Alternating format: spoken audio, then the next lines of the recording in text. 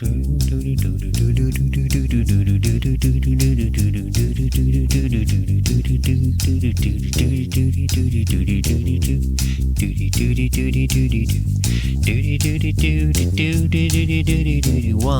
two, three, Mischke!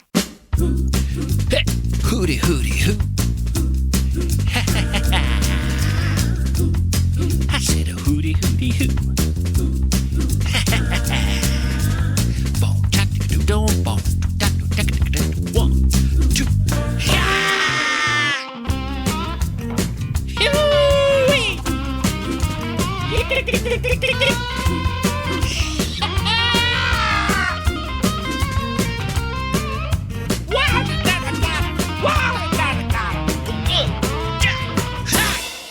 Yo, ding flippin', what you call your whiz bang, highfalutin', howdy ho, ski to each and every one of you out there.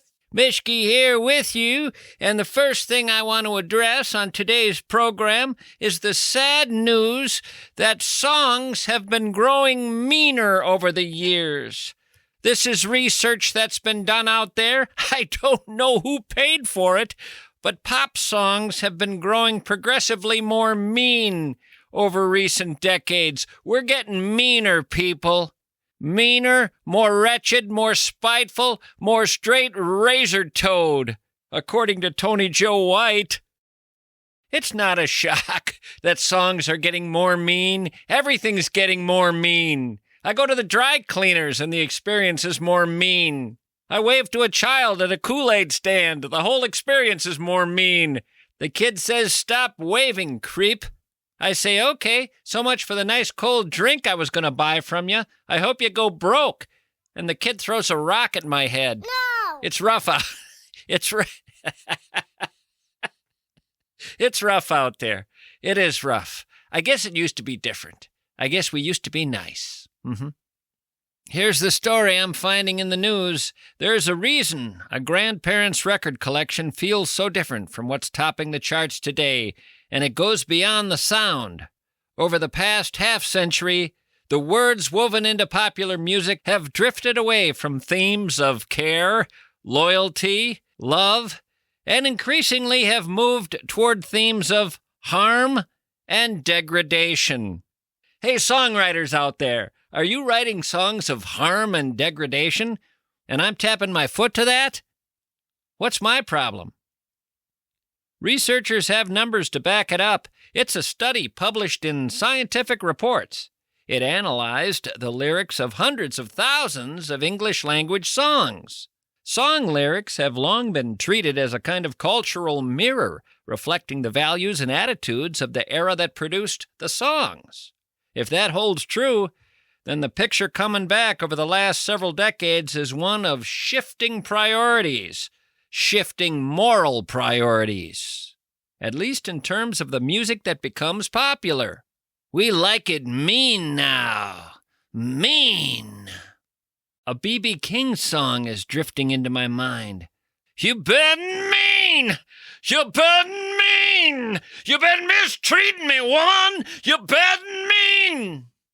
Stop it. Behave. I don't mean to make light of the fact that we're getting meaner, but the only other option is depression. Just getting sad. See, it's hard to get up every day and look at the world around you and still find a reason to go on. Oh, sure, there's the spouse and family members who'd be sad if you disappeared, but what I'm saying is this is just another brick in the wall. We're getting meaner even in our songs. Who's responsible for this mean songwriting? Would you knock it off? 'Cause it's affecting my own songwriting. I was writing a song the other day, and afterward I looked at the lyrics and I said, what's my problem? I must be affected by the times as well. I have apparently unconsciously been going in this same direction of more and more disturbing lyrics. This latest song I've been working on is about a guy who doesn't like his roommate. It's called My Ugly Freakin' Roommate. The lyrics go, I don't like you, never have, I just want you gone, go find some other place to live, stay there from now on. I don't like your family, and I don't like your friends. In fact, several people are gonna die before this little song ends. I'm only that far. I've been trying to write a chorus for it. There's got to be a chorus. I was thinking maybe, mean, mean, super mean. I'm as mean as they come. Mean to the bone, man. So mean, I'm numb. Mean, mean, I'm super mean. I'm meaner than Pol Pot. I guess what I am saying is, Mother Teresa, I am not. The song needs some work, I'll admit, but there are other verses that center around this whole desire to get rid of this roommate and to foment total global thermonuclear war. I'll tell you some guys who I think are responsible, and I'm quite serious. I think the Canadian rapper Drake and the American rapper Kendrick Lamar got to take some of the blame. They've had a feud going for years and years. And it's just time for it to stop. It's just disturbing, these two songwriters. Back in 2024, Drake comes out with a song where he accuses Kendrick Lamar of domestic abuse and claims that Lamar's creative partner, Dave Free, is the biological father of Lamar's son. And then 20 minutes later, just 20 minutes later, Kendrick Lamar releases a song in which he accuses Drake of running a sex trafficking ring. This is all true. And the next day, deciding that wasn't harsh enough, the next day, Kendrick Lamar releases a song in which he accuses Drake of pedophilia. This is real. This is a feud between a couple of rappers. Could you tone it down? I remember when I was growing up, there was this song on the radio. Come on, people now, smile on your brother, everybody get together. Yeah, try to love one another right now. Remember that one? Jesse Colin Young? Yeah, well, if Jesse Colin Young tried to write that today, he would be killed. He would be killed. Halfway through the song, they would kill him. And in a mean way. I think Taylor Swift is somewhat responsible. She has some mean breakup songs. I mean, okay, so you're hurt, Taylor. Do you have to hurt back? I mean, that really is our lowest animal instinct, isn't it? To just hurt back when we're hurt. You hurt me, I'll hurt you. Why can't we just cry instead and say, owie, owie? Just cry when you're hurt and say, ouch, ah, ah, ah. You don't have to hurt back. I think it's more courageous and impressive to take it, to take the pain. Taylor Swift, what if you just wrote a song that said, ah, ow, ow, ah, ah, ah, ah, he broke up with me, ah, it hurts, my heart's broken, ah, ah. So they say to find the stuff that isn't very mean at all, you go back to the late 60s, early 70s. That's where you can find lyrics like this. John Sebastian, what a day for a daydream. What a day for a daydreaming boy. I'm lost in a daydream, dreaming about my bundle of joy. And even if time ain't really on my side, it's one of those days for taking a walk outside. I'm blowing the day to take a walk in the sun and fall on my face on somebody's new mowed lawn. I don't know that I've heard a line like that in any other song in my life. I'm falling on my face on somebody's new mowed lawn? That's an original line there, John. No one else has ever said that in a song. He wanted to fall on his face on somebody's newly mowed lawn because it was a day for a daydream and a daydreaming boy. Anything mean there? I can't see it. Or how about this song? This goes back to the band Small Faces. Over the bridge of sighs to rest my eyes in shades of green, under dreaming spires, to Ichiku Park, that's where I've been. What did you do there? I got high. What did you feel there? Well, I cried. But why the tears there? I'll tell you why. It's all too beautiful. It's all too beautiful. It's all too beautiful. Yeah, Small Faces delivered that song. Then there was this song a half-century ago by Friends of Distinction. Grazing in the Grass, one of my favorite summer songs. Yeah, well, the guy who wrote that was traveling on the road with the band through the countryside, and he looked out the window and he saw something every Midwesterner has seen all their lives, cows grazing in a pasture.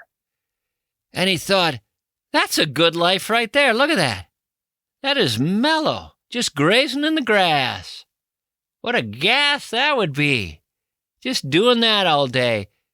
And he wrote the lyrics to the song Grazing in the Grass. The first line is, it sure is mellow grazing in the grass. And then the backup singers sing, grazing in the grass is a gas, baby, can you dig it? And then the lead singer says, what a trip just watching as the world goes past. Yeah, the cows are having a trip. Grazing in the grass is a gas, baby, can you dig it? And then the lead singer says, there are so many good things to see while grazing in the grass. Flowers with colors for taking, everything out of sight in the grass. The sun beaming down between the leaves. Grazing in the grass is a gas. Can you dig it?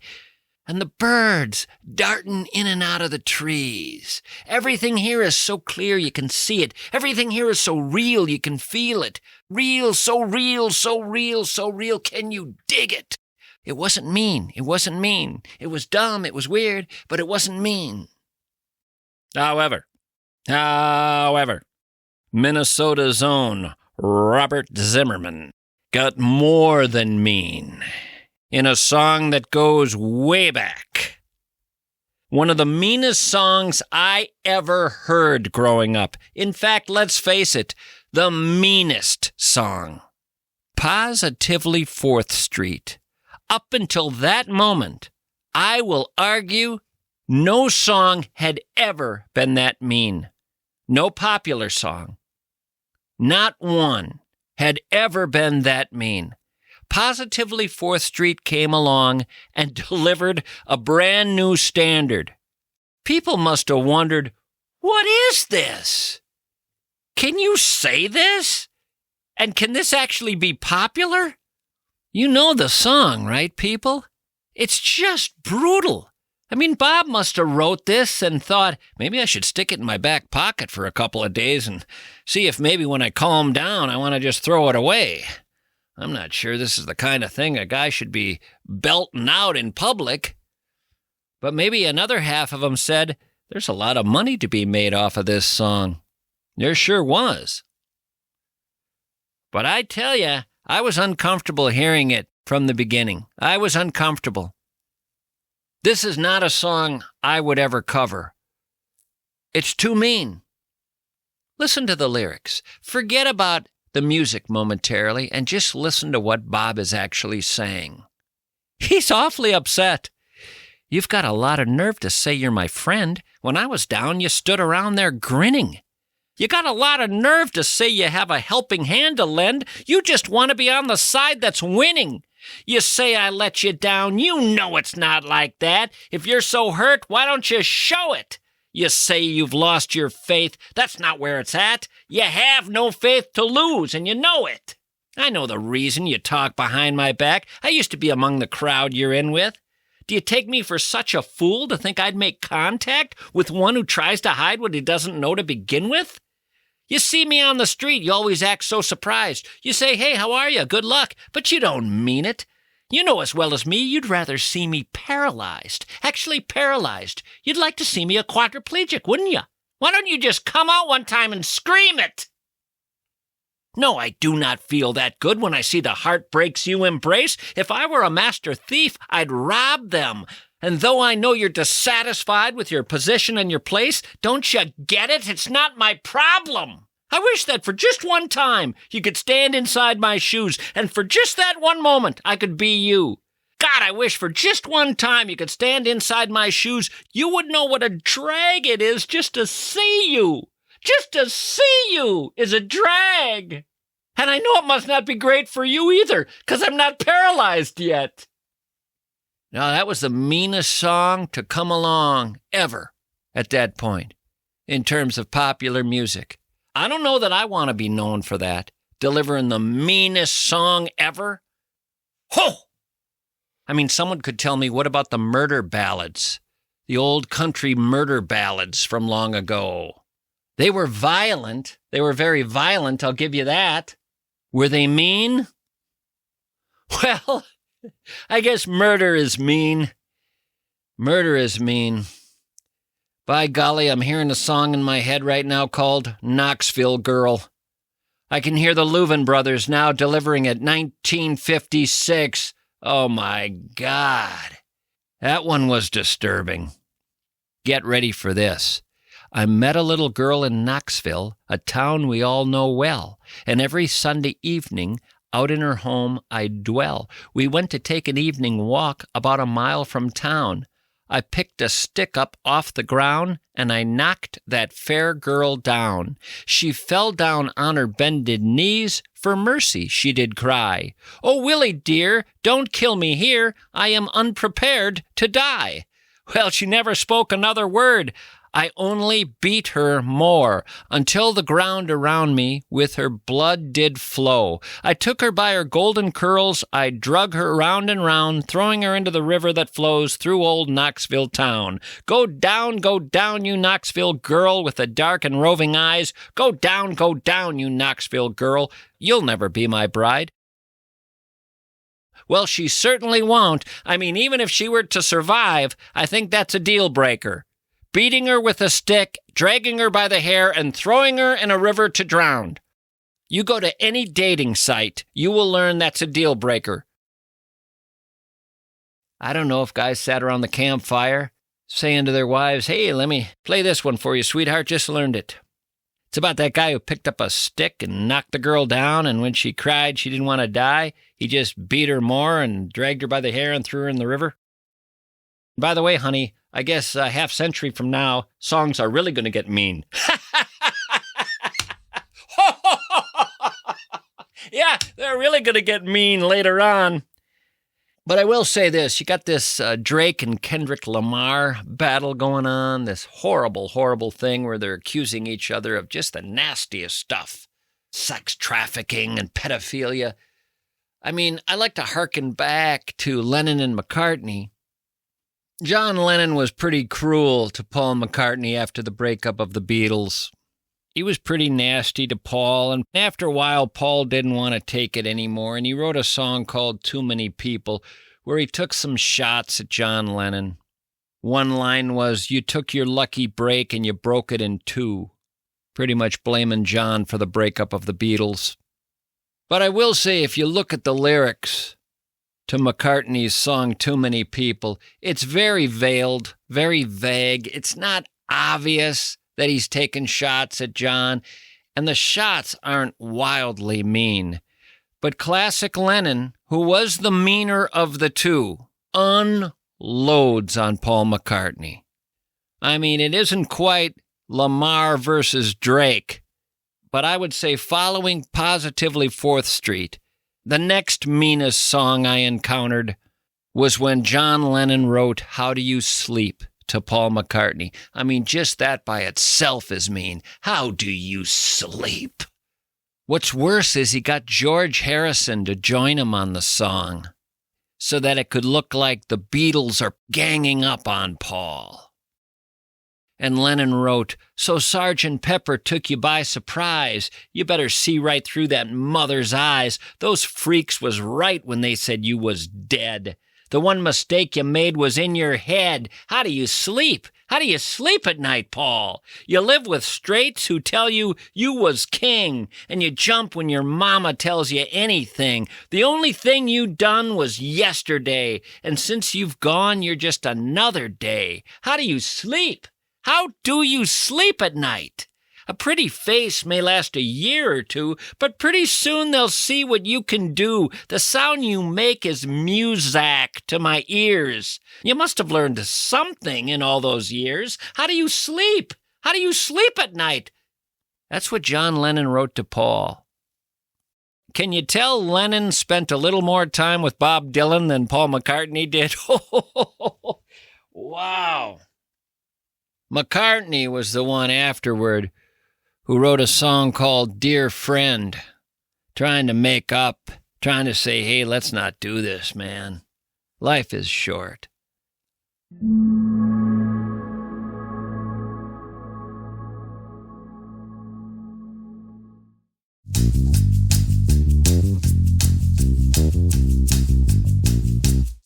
Ladies and gentlemen, this is your attorney speaking. We're currently cruising at a comfortable altitude of you got hit by a car and that's not okay. And I'd like to welcome you aboard Bradshaw and Bryant.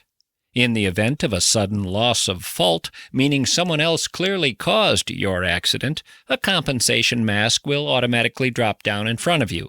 Please secure your own settlement before assisting others, even if those others are your spouse who keeps saying, it's fine, I'm fine, when it's not, in fact, fine. Bradshaw and Bryant proudly offer a free consultation located in the seat back pocket in front of you. We ask that you remain seated with your seatbelt fastened for the duration of your legal claim, as we may experience unexpected turbulence, such as the other driver's insurance company saying they will only offer $800. Which we do not recommend accepting. I should mention I'm not actually a pilot. I'm an attorney. Thank you for flying, Bradshaw and Bryant. We know you had a choice of personal injury attorneys, and on behalf of the entire crew, we thank you for trusting us, and we hope you enjoy your settlement. Please remain seated until the case has come to a complete and full stop. Bradshaw and Bryant. Learn more at minnesotapersonalinjury.com. Minneapolis St. Paul Plumbing, Heating, Air, and Electric would like to remind you that in the month of June, they're offering $50 off any repair. Any repair involving your furnace, plumbing, air conditioning, or electrical. With that $50, folks, you could buy a couple of takeout meals, spend it on a haircut, decent bottle of wine, a month of some basic streaming subscription, a mid-range pair of earbuds. You might not want to save $50. You might like blowing money, just throwing it away. In fact, why don't you light a $50 bill right now and toss it outside? I'm sorry, I got carried away there. I want you to call Minneapolis St. Paul Plumbing, Heating, Air, and Electric because they're my guys, and they have been for years. And they support this show, and they're good, and they're solid, and they've been around since World War I, and they're 4 generations deep into this. Now, come on. You got a better one? Name it. Right now. I'll wait. 5, 4, 3, 2, 1. Minneapolis St. Paul Plumbing, Heating, Air, and Electric. You can find them by going to callmsp.com.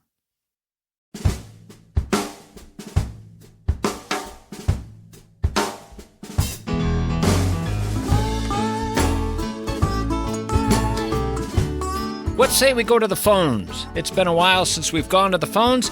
Let's see if we can come up with a name from the listeners out there and give one of them a call. Kick in that old machine. Let's see what we got.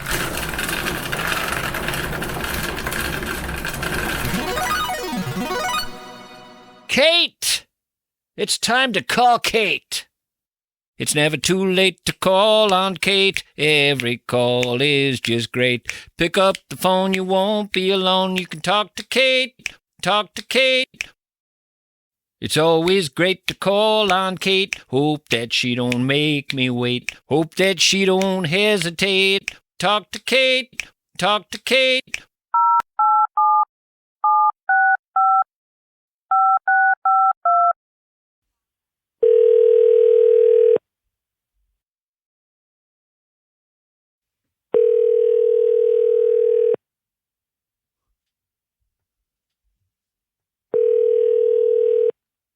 Hello? Kate! Mishki? You nailed it! Yeah. One of the rare folks of the female persuasion to voluntarily include her number in the list. You didn't have someone else do it for you. You actually wanted to be on that list yourself. That is extraordinarily rare. What do you think is different about you? Because you're different. I can tell you already, you are one different cat. I have been told I march to the beat of my own drum. Is it even and a I don't drum? know what kind of drum that is. I'm not sure it's a drum. I think it's a kazoo. Could be. Yeah.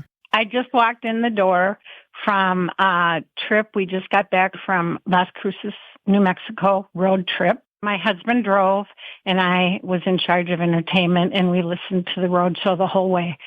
I know that road show was your old one, podcast. The podcast. You actually know me.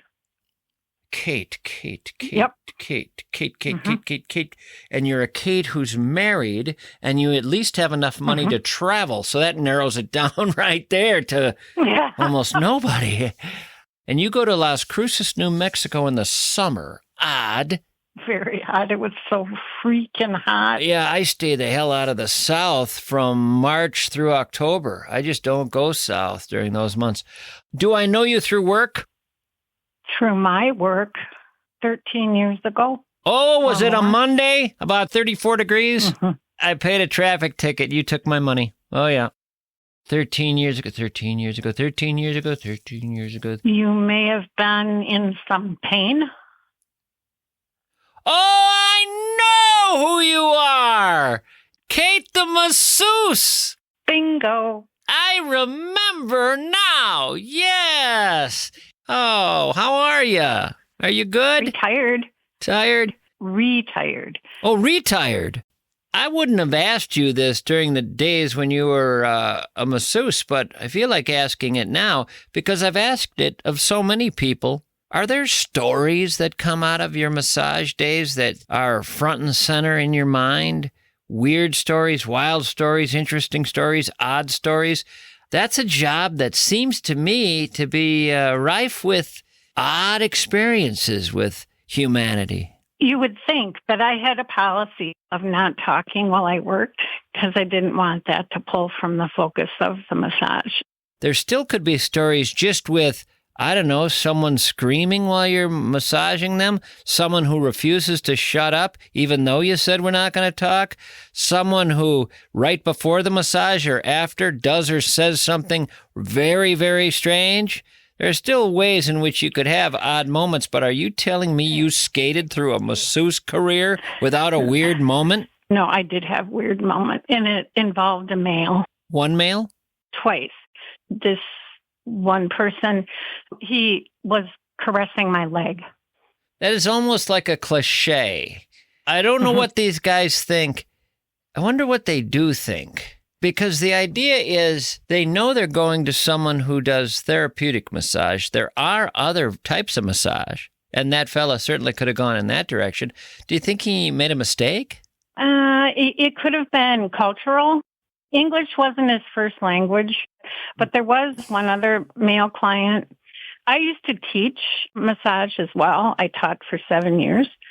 I would tell my students the male anatomy stuff happens, and it's not always intentional. So that did happen to me, but I could tell it was intentional because he was in control. Intentional. I used to tell my students, Mr. Midnight came around. Mr. Midnight. I like that name. I've never heard that before. That's how I would. Mr. Midnight. So with my students, I would say, so you might have a client on the table, and all of a sudden, Mr. Midnight comes around. Mr. Midnight! All of a sudden, I see a whole television series. It's a cable series, obviously, but I definitely see a new streaming show called Mr. Midnight. He's both a weird thing that happens on the massage table and a cop. They call me Mr. Midnight. I appear out of nowhere at a massage table, summoned often by a city in need of law enforcement, but not any old law enforcement, the kind that can only come from one firm and rigid in his beliefs, hardened by struggle, standing tall against all that's wrong with this world. In the case of the guy where it was intentional, when you say you know it was intentional... There was a dance, so to speak. Mr. Midnight was dancing. Mr. Midnight was dancing? Yep.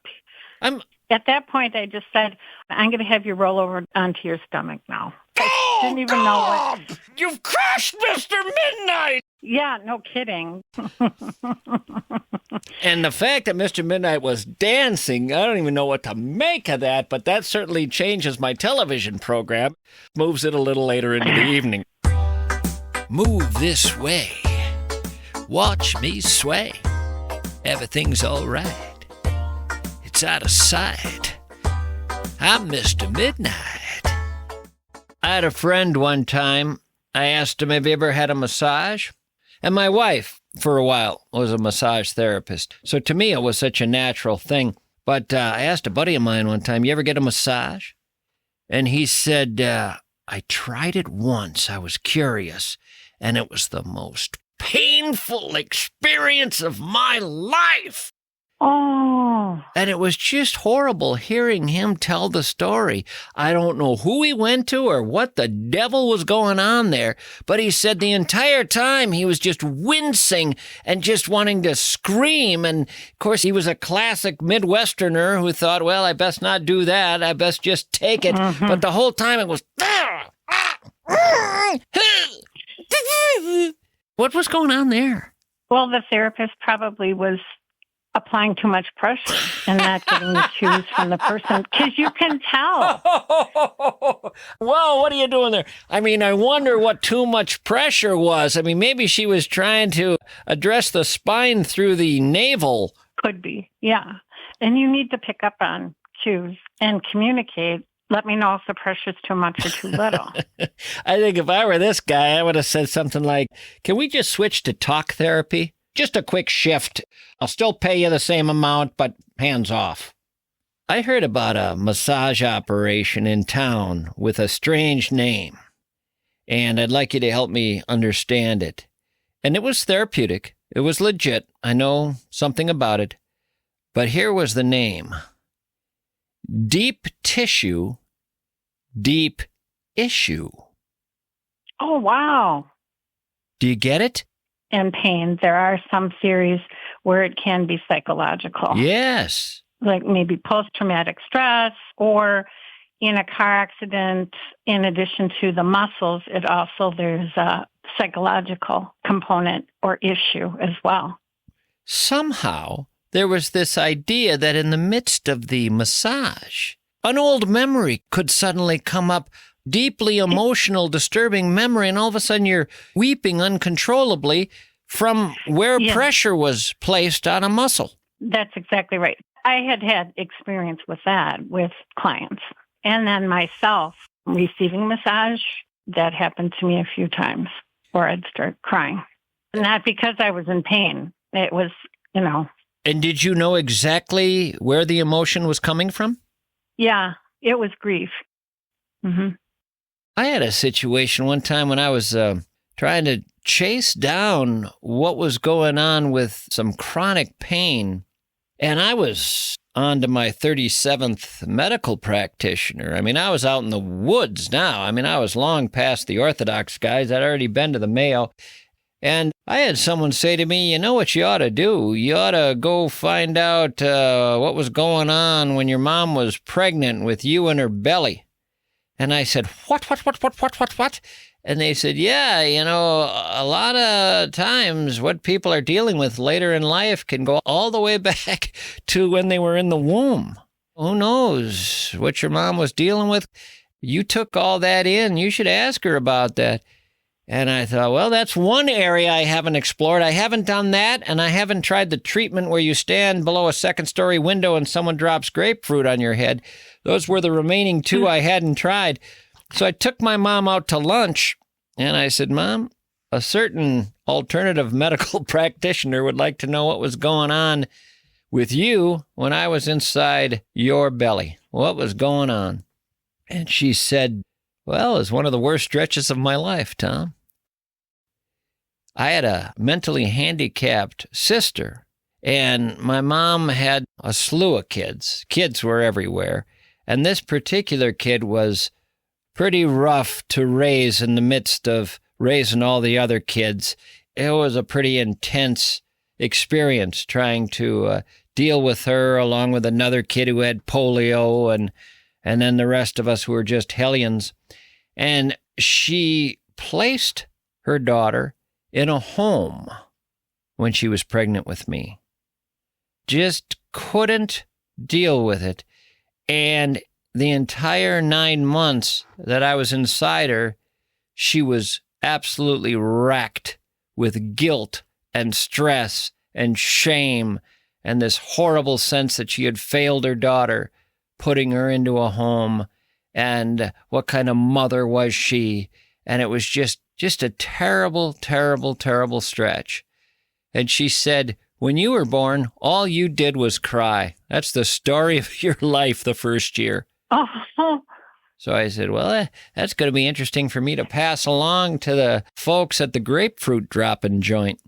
Anyway, it was interesting to learn that, and, who knows what that did. But anyway, after I was born, she said that's it. She went back to that home and got her the heck out of there, and she raised her. She wasn't going to shirk what she thought was her responsibility, and I'm sure the kid was better for it. My sister ended up advancing in ways doctors said she never would.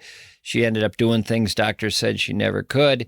And as an adult, she ended up living a semi-independent life, which would have been thought of as impossible when she was a little kid just banging her head on a wall all day. So that's a story about different ways. And the Chinese have, I believe the Chinese in traditional Chinese medicine believe that all the different organs represent different emotions. I seem to recall that the liver represents rage, which makes me really worry about all the drinking being done in this country. We're kind of an angry country. more so lately. Well, the drinking's been picking up, I think. So you guys just got back from, say the name of the place again? Las Cruces. Las Cruces. Friends of ours have a home down there, and they're selling it. So they said, you got to come down one more time before we sell it. So that's what we did. Are they moving? To Tucson. So they're originally from here and moved to Las Cruces. And then they thought the winters were too cold in Las Cruces. So they dear got God. Another Oh, dear God. I know. Another home in Tucson. It's hilarious. What has happened? Pretty much everybody's reaction when they hear that. Were they really raised in Minnesota? Were these people truly raised in Minnesota? Yes. I wonder if it isn't just that they looked around and said, you know, people are old here, but not as old as we like them. Let's go to Arizona. You ought to just dig a hole between here and Tucson. They're never even going to make it all the way there. Well, I'm going to let you relax and get back to your life. It's really... Thank you for calling me, Tommy. Thank you so much. Oh, it's so good to hear your voice, and thanks for letting me know who you were. Welcome back. Great visiting with you.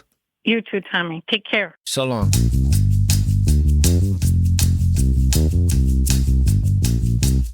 The Wellshire Memory Care Center was built for this reason.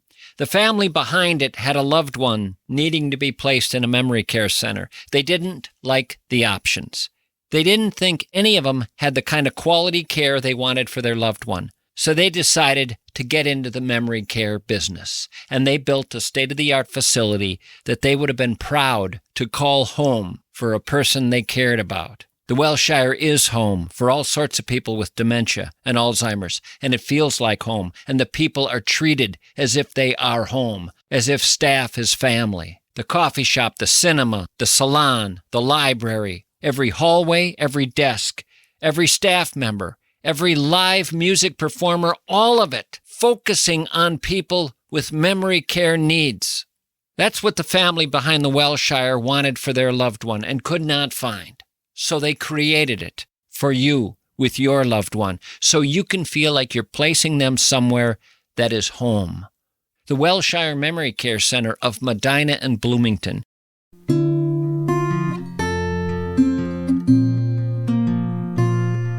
Let's go back to the phones, get ourselves another listener. Fire up that old gonkulator. Let's see who we have.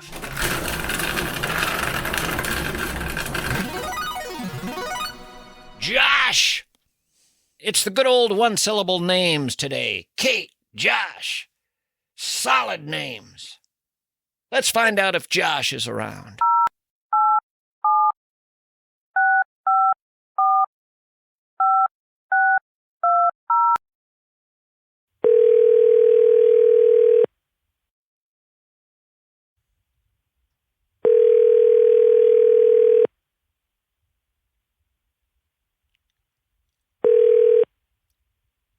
Is this Mishki? Sure is. Oh, my God. How are you doing? Well, I'm swell. I've been getting phone calls from St. Paul for a couple of weeks. They're all spam because I don't live in St. Paul anymore, but I'm answering them. Every now and then a call from St. Paul is from a warm-blooded, good-hearted soul just looking for conversation. Awesome. What's the most interesting thing about you? Oh, my God. I don't know how to answer that kind of question. Is there anything interesting about you? I think I lead an interesting and rich life, but if I try to start naming those things, it all starts to sound kind of mundane. And the problem is you're thinking in terms of what's interesting to you, and you got to think about the people out there listening. You got to think about them. What they like is the dark underbelly. The dark underbelly. Have you ever done time? No.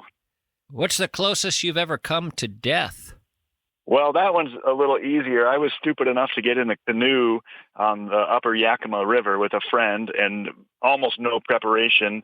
Luckily, we were wearing life jackets and were able to not die that day, but we spent plenty of time and too much time in the water chasing our canoe down a river that we had no business being on. Part of me wishes you would have drowned and then been revived by your pal, and I could have talked to you about that experience. That would make for better radio.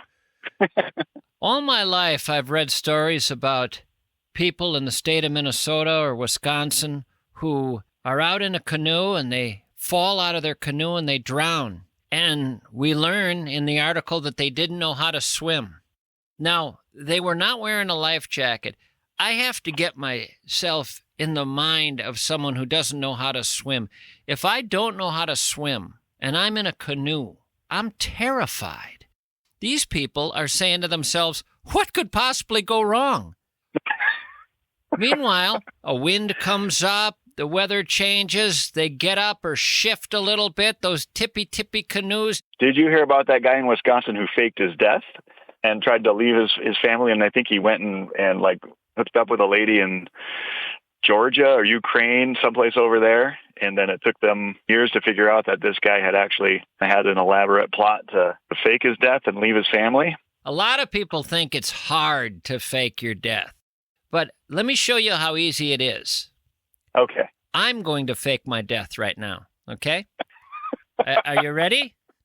I'm ready. Okay.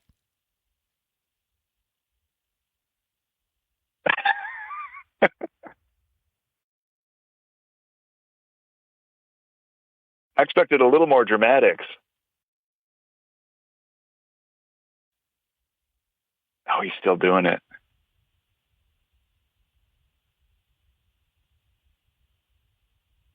This is the part where everybody leans in to see if their radio is still working or if this is the show.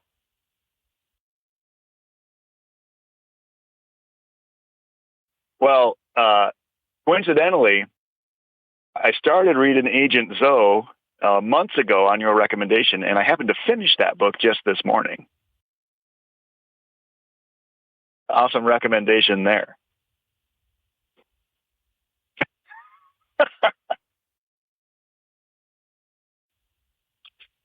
All right.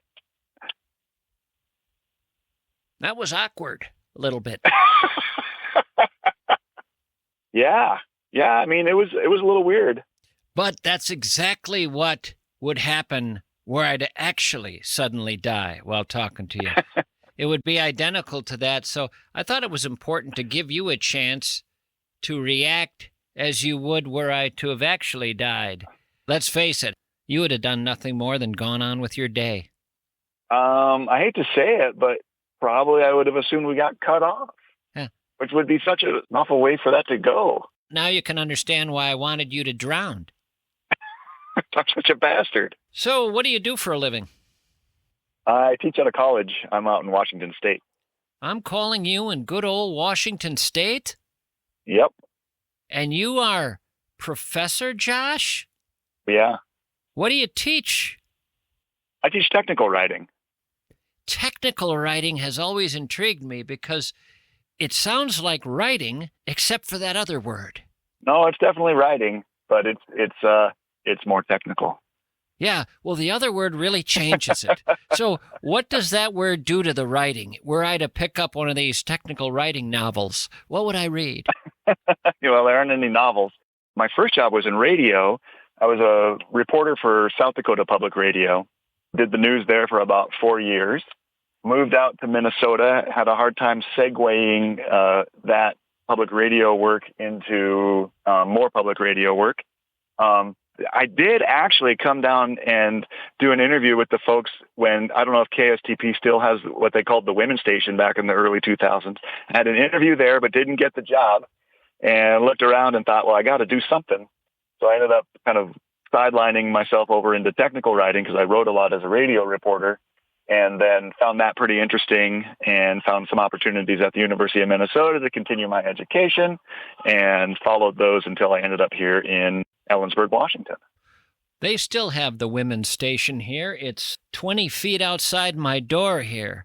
20 feet outside my door is a door to another studio, and it's the studio that I used to broadcast from when I was with KSTP Radio. So they've changed that over to the women's talk station, FM 107. FM 107, that's what it was. Not only are there women in there right now, I can look through my little window and see their on-air light. They worry about me in a way that's that's uncomfortable for me. Have you seen the logo for my show?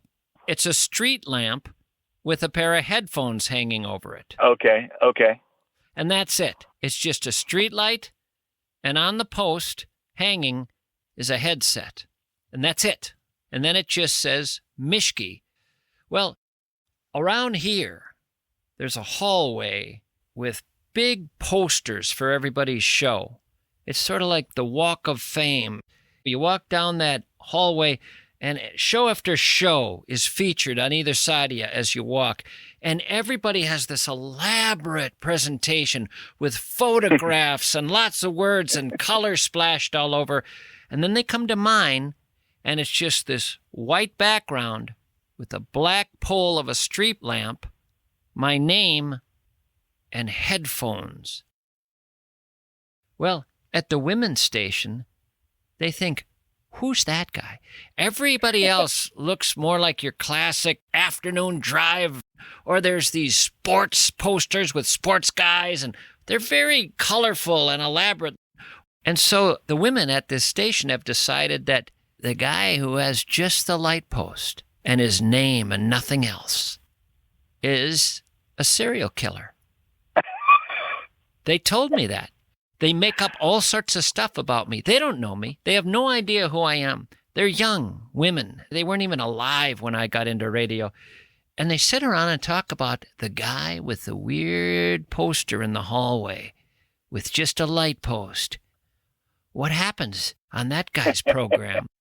I've heard this from several people now. I don't go introduce myself or try to defend myself or say you ought to listen to my show. I'm at the far end of a dead-end hallway here. It says the old outpost on the door. And you come inside, and it doesn't look like anybody else's studio in this building or in any building in America. It looks like about 1967 in here. And they periodically come down and just look in my window. I've been thinking about putting a curtain on the door window, but they poke their head up into the window and look in, and when I look over, they dart away and head back into their studio, and I can hear them chattering. Anyway, so yeah, there's definitely a women's station. Oh, man. I had to go in there sometime and do what I did when I was on the radio. When I was on the radio, I busted in. And I said, get out of here. Go down to my microphone. I'm taking over your show.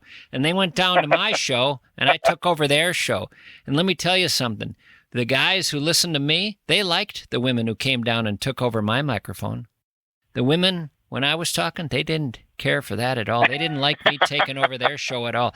Really, there's a lesson there. There's a lesson there. Think about it. Say there's a women's bar, and then there's a guy's bar, okay? So all the women are in the women's bar, and the guys are in the guy's bar. And say a bunch of guys crash into the women's bar one afternoon. Hey, I want some beer. The women would not be happy about that. Now, imagine at the guy's bar, a bunch of women come in. The guys would be ecstatic. See the difference? Yeah. Yeah. Anyway, there's a lesson there. I'm not sure what it is. Yeah. You must have some stories from South Dakota radio. Just saying South Dakota radio makes me think there's a dozen stories right there. We used to have a bully of a governor. I don't know if you remember him, Bill Janklow. I went to interview that guy once, and I had a fancy new digital recorder that the studio had bought for me. And I brought it out there, and I hadn't charged the battery. So I chased this guy down. There was a big fire in the Black Hills, and I chased Bill Janklow down for the interview and caught up to him, sat down in this coffee shop and pointed the microphone at him, and he talked for about 30 seconds before that battery died. And I looked up at him, and I thought, there's no way I'm telling this guy that my battery died. So I interviewed him for like another 20 minutes with no battery running. He said, okay, thanks a lot, Governor. There are so many times in life similar to that, I think, for all of us, where we do something to cover ourselves and to save face that is awkward as hell, but we're doing it. Could I give you an example of a woman Please. I know who had to do something, and you're going to say afterwards, Mishke, that story was nothing like mine, and it is nothing like yours, but I'm thinking of saving face, the things we have to do in life. So I know a woman, a lovely woman. Now, if I said too much about her, I would begin to give away her identity. She played a prominent role in political circles, not only here in the Twin Cities, but ultimately out in Washington, D.C. I know her, and that's why I know this story. She was at a dinner party, having a lovely meal at a fancy house on Summit Avenue in St. Paul, when she excused herself to use the bathroom. She went upstairs into the bathroom and proceeded to have a bowel movement. The problem was it was a little too large and would not flush. Everyone knew she had excused herself to go up to the bathroom, and it wasn't a large enough party where it wouldn't be obvious who had last used the bathroom were she to simply wander back down, leaving it there. She tried several times to flush it. It wouldn't flush, and actually the last time the toilet overflowed a bit. And she spent a lot of time cleaning it up, but she still had the initial problem of getting that darn thing flushed. She decided eventually that in order to save face here, she decided she needed to remove that item in that toilet. There was a window in the bathroom that if you opened it up, you could reach out to the roof. And the roof had some snow on it.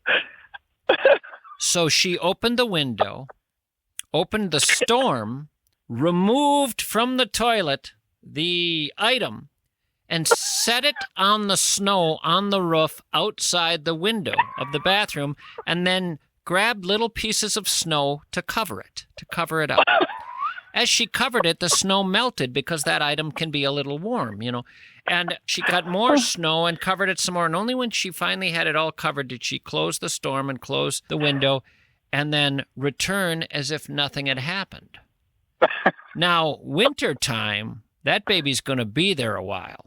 Eventually, on a warm winter day, the snow melted around it, and the homeowner looked out the window one afternoon and saw it sitting there, very large, very large. That's why it plugged up that toilet. And he could not, for the life of him, figure out what animal could have possibly been up on the roof and done that. That's larger than what a bear would leave. So that's what I was reminded of when you told your story. Well, I'll tell you, Josh, I've enjoyed our little chat. Me too. I'm glad to hear that you are a listener of the show from way out in Washington. It's a we lovely used to listen to you on AM 1500, but when the first time I ever heard you was in Spearfish, South Dakota. At night, we could catch AM waves from St. Paul all the way out in Spearfish, so we would catch the show that way. One of the glorious things about radio, and I'm glad I lived in a time when there was radio, because the magic of the bounce or the skip. Yeah. The signal would go bouncing across the land after dark. You would maybe miss Iowa, but you would hit Nebraska. You would miss western Minnesota, but you would hit the Dakotas. You would miss sometimes part of the Dakotas, but you would hit Montana. It was It's crazy. it was wild. And then when I got to WCCO, well, that's a Clear Channel station. They didn't bring their wattage down after dark. They would get in the winter time. In the winter, it really traveled. They would get 30 states. And sometimes you'd get someone who was hearing it for the first time because it had never gotten to their state before or their city or town, or it had a few times, but they weren't listening then. And they didn't know what they were hearing. Yeah. Yeah. Yeah. Nowadays, so much is all the same. And back then, you could hear some awesome, interesting people on the radio driving across at night, just sort of scanning through the AM dial, see who you pick up. It was We heard all kinds of crazy stuff driving at night that way. the 90s into the 2000s were a magical, magical time in AM radio in America. Well, thank you for taking all this time to talk to me. I'm most grateful to you. It's been fun. I'm so glad I picked up this call. I hope to talk to you again sometime. Call me anytime. You be All right, well. Take care. Bye. So long.